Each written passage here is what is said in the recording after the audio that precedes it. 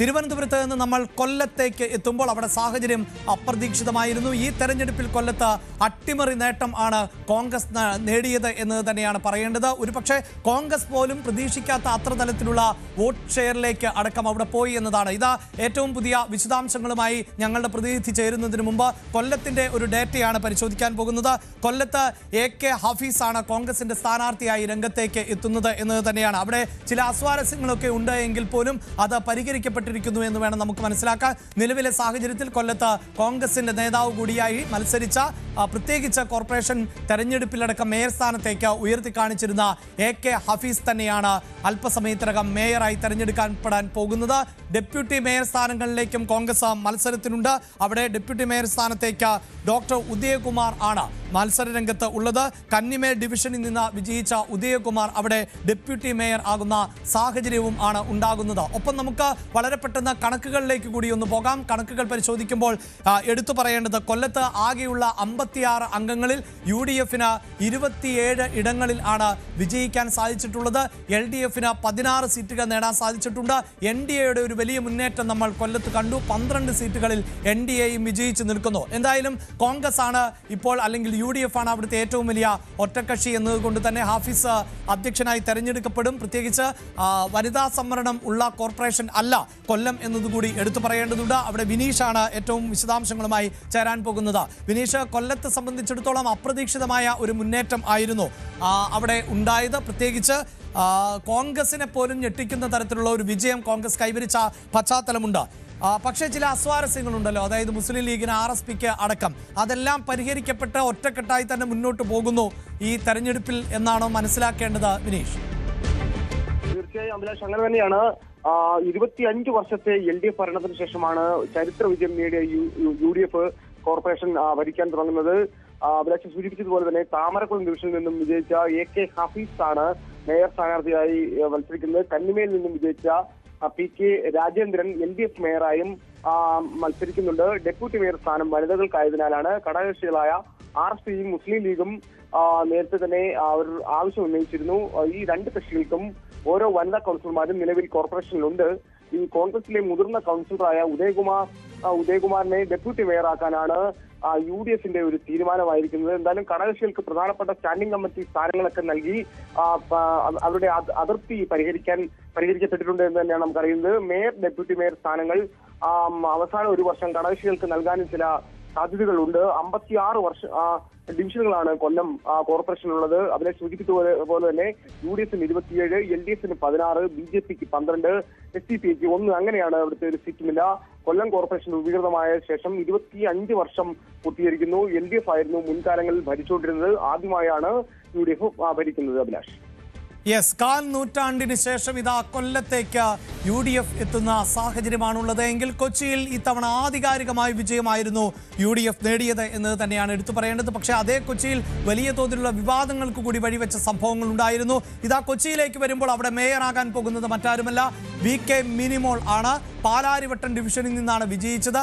ആദ്യത്തെ 2 ടേം ആയിരിക്കും, ആദ്യത്തെ ഒരു ടേം, അതായത് 2.5 വർഷത്തെ ആദ്യത്തെ ടേമിൽ ആയിരിക്കും VK മിനിമോൾ മേയർ സ്ഥാനത്തേക്ക് എത്തുന്നത്. അവിടെ ദീപ്തി മേരി വർഗീസിന്റെ പേര് തുടക്കം മുതൽ ഉയർന്നു കേട്ടുവെങ്കിലും പിന്നീട് നടന്ന ചർച്ചകളിൽ ദീപ്തിയുടേത് പുറത്തു പോവുകയായിരുന്നു. ദീപ്തിയുടെ പേര് അവഗണിക്കപ്പെടുന്ന സാഹചര്യമാണ്. പക്ഷേ ഒരുപക്ഷെ നിയമസഭാ തെരഞ്ഞെടുപ്പിലടക്കം ദീപ്തിക്ക് കൃത്യമായി ഇടം ലഭിച്ചേക്കാം എന്ന സൂചനകളുണ്ട്. അവിടെ മിനിമോൾ എന്തായാലും ആദ്യഘട്ടം മേയർ പദവിയിലേക്ക് എത്തുന്ന സാഹചര്യം ആണ് ഉള്ളത്. കൊച്ചി കോർപ്പറേഷനിലെ ഒരു ഡേറ്റ പരിശോധിക്കുമ്പോൾ അവിടെ വ്യക്തമായ ഒരു മേൽക്കൈ കൊച്ചി കോർപ്പറേഷനിൽ UDFനുണ്ട് എന്നതുകൊണ്ട് തന്നെ ഈ പേരിൽ ഒരു മാറ്റവും ഉണ്ടാകാൻ പോകുന്നില്ല. കണക്കുകൾ ഇപ്രകാരമാണ്. കൊച്ചി കോർപ്പറേഷനെ സംബന്ധിച്ചിടത്തോളം അവിടെ LDFന് കേവലം 22 സീറ്റുകൾ മാത്രമാണ് ഉള്ളത്.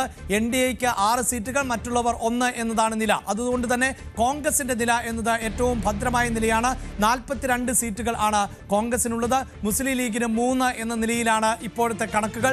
അതുകൊണ്ട് തന്നെ വളരെ കൃത്യമായ ആധിപത്യം കോൺഗ്രസിന് ഉണ്ട് കൊച്ചിയിൽ, ഒപ്പം UDFനും ഉണ്ട്. കൊച്ചി കോർപ്പറേഷന്റെ തർക്കങ്ങളെല്ലാം പരിഹരിക്കപ്പെട്ടു എന്ന് വേണം നമുക്ക് മനസ്സിലാക്കാൻ. ഡാനി പോളാണ് വാർത്തയുടെ വിശദാംശങ്ങളുമായി ചേരുന്നത്. ഡാനി, അല്പസമയത്തിനകം കൊച്ചി മേയർ ആര് എന്നറിയാൻ സാധിക്കുന്നു. വനിതാ സംവരണമാണ് കൊച്ചിയിൽ ഉള്ളത്. കൊച്ചിയിലെ മേയറെ നേരത്തെ തന്നെ തെരഞ്ഞെടുത്ത് കഴിഞ്ഞിട്ടുണ്ട് കോൺഗ്രസ്. അസ്വാരസ്യങ്ങൾക്കിടെയാണ് ഈ തെരഞ്ഞെടുപ്പ് നടക്കുന്നത്. പക്ഷേ കൃത്യമായ ആധിപത്യം മേൽക്കൈയുണ്ടല്ലോ UDFന്.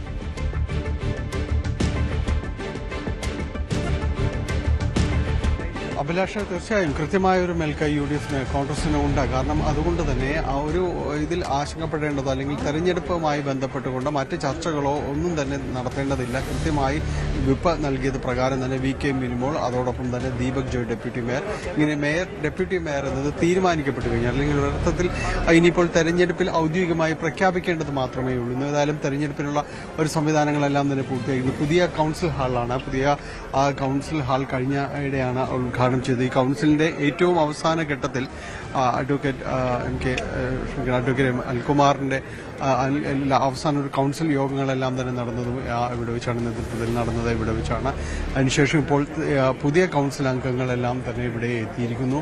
ഇപ്പോൾ നമ്മൾക്ക് ആ ദൃശ്യങ്ങൾ കാണാൻ എറണാകുളം ജില്ലാ കളക്ടർ വരണാധികാരിയാണ് അവിടേക്ക് എത്തിയിട്ടുണ്ട്. അവർ അതിന്റെ ഒരു പ്രൊസീഡിംഗ്സ്, തെരഞ്ഞെടുപ്പുമായി ബന്ധപ്പെട്ടുകൊണ്ടുള്ള പ്രൊസീഡിംഗ്സ് അടക്കമുള്ള കാര്യങ്ങൾ പരിശോധിക്കുകയാണ്. ഒരുക്കങ്ങളെല്ലാം തന്നെ വിലയിരുത്തിയിരിക്കുകയാണ്. കൌൺസിൽ ഹാളിനകത്ത് മുഴുവൻ കൌൺസിലർമാരും ഇവിടേക്ക് എത്തിയിരിക്കുന്നു. പുതിയ കൌൺസിൽ ഹാൾ ഇപ്പോൾ കൌൺസിലർമാരും അതോടൊപ്പം തന്നെ ഇതുമായി ബന്ധപ്പെട്ടുകൊണ്ടുള്ള മറ്റ് ഉദ്യോഗസ്ഥരും മാത്രമാണ് ഇതിനകത്ത് ഉള്ളത്. തെരഞ്ഞെടുപ്പുമായി ബന്ധപ്പെട്ടുകൊണ്ട് നടത്തുന്ന ആ ഒരു പ്രക്രിയയുടെ ഭാഗമായിട്ടുള്ള ഉദ്യോഗസ്ഥരുമാണ് ഇതിൻ്റെ അകത്തുള്ളത്. അവിടെ ബാലറ്റ് ബോക്സ്, അവിടെ ഒരു നടുത്തളത്തിൽ ബാലറ്റ് ബോക്സ് കൊണ്ടുവന്നിട്ടുണ്ട്. ബാലറ്റ് ബോക്സ് അതുമായി ബന്ധപ്പെട്ടുകൊണ്ടുള്ള ഒരുക്കങ്ങളും തീർന്നിരിക്കുന്നു. ഇനി അല്പസമയത്തിനകം തന്നെ വോട്ടെടുപ്പ് ആരംഭിക്കും. വോട്ടെടുപ്പിലേക്ക് നീങ്ങും. നമുക്ക് നേരത്തെ അഭിലാഷ് സൂചിപ്പിച്ചതുപോലെ തന്നെ ഇതിന്റെ ഒരു UDF സംവിധാനത്തിൽ 46 അംഗങ്ങളാണുള്ളത്. 46 കൌൺസിലർമാരാണ് ഉള്ളത്. BJPക്ക് 6 പേരാണ് കൌൺസിലർമാരായിട്ടുള്ളത്. 2 പേരാണ് ഇടതുമുന്നണിക്കുള്ളത്. അതുകൊണ്ട് തന്നെ കൃത്യമായ രീതിയിൽ തന്നെ അതിനൊരു മെജോറിറ്റി, കൃത്യമായൊരു മെജോറിറ്റി UDFന് ഉണ്ട്. അതുകൊണ്ട് ഈ വിപ്പ് അനുസരിച്ചുകൊണ്ട് തന്നെ അതിൻ്റെ ഒരു നടപടിക്രമങ്ങൾ പൂർത്തീകരിക്കുക എന്ന കാര്യങ്ങൾ മാത്രമേ ഇവിടെ ചെയ്യുവാനുള്ളൂ. ഇവിടെ ഇടതുപക്ഷത്തിൻ്റേത്, LDFിൻ്റേത് ജഗദംബിയാണ് മേയർ സ്ഥാനാർത്ഥിയായിട്ട് മത്സരിക്കുന്നത്. ഒപ്പം തന്നെ ഡെപ്യൂട്ടി മേയർ സ്ഥാനാർത്ഥിക്ക് നസ്രത്തിൽ നിന്ന് ജയിച്ച യേശുദാസും മത്സരിക്കുന്നു. BJPയുടേത് പ്രിയയാണ് മേയർ സ്ഥാനാർത്ഥിയായിട്ട് മത്സരിക്കുന്നത്.